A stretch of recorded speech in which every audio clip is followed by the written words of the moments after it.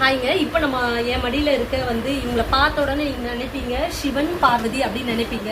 அது இல்லைங்க, நிச்சயமாக அது இல்லை. இது உங்களுக்கு பார்த்தா தெரியுதான்னு பாருங்கள். தெரியல, சரி நான் சொல்கிறேன். ஸ்வர்ண ஆகர்ஷண பைரவர்னு சொல்லுவாங்க. பைரவரில் எத்தனையோ வடிவங்கள் இருக்குது. அதில் ஒரு வடிவம் தான் இந்த ஸ்வர்ண ஆகர்ஷண பைரவர். இந்த ஸ்வர்ண ஆகர்ஷண பைரவர், ஸ்வர்ணம்னா தங்கம்னு சொல்லுவாங்க. ஸோ இதை நீங்கள் வீட்டில் வச்சு வழிபட்டீங்கன்னா உங்களுக்கு தங்கமே இல்லைன்னா கூட கண்டிப்பாக உங்களுக்கு ஏதாவது ஒரு வகையில் தங்கம் சேர்ந்துடும். நம்ம லேடிஸ் எப்பவுமே தங்கத்துக்கு ரொம்ப இம்பார்ட்டன்ஸ் கொடுப்பாங்க. ஸோ தங்கம்ன்றது ரொம்ப முக்கியமான ஒரு விஷயங்க. தங்கம் நம்ம வீட்டில் இருக்கிறது லக்ஷ்மி நம்ம வீட்டில் இருக்கிறதுக்கு ஒரு சமங்க.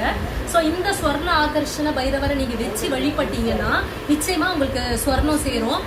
என்னை பொறுத்த வரைக்கும் எப்போவுமே நான் தங்கத்தை நான் வாங்கின உடனே இந்த ஸ்வர்ண ஆகர்ஷண பைரவரை வச்சு தான் நான் வழிபடுவேன். நான் இந்த வாட்டி சொல்கிறேன், நிச்சயமாக இந்த ஸ்வர்ண ஆகர்ஷண பைரவரை வாங்கி பாருங்கள். உங்கள் வீட்டில் நிச்சயமாக ஸ்வர்ணம் சேரும். இதோட டீட்டெயில்ஸ், இந்த நம்பர் ஸ்க்ரீனில் வரும். உங்களுக்கு வேணும்னா நீங்கள் இதை கான்டாக்ட் பண்ணிக்கோங்க.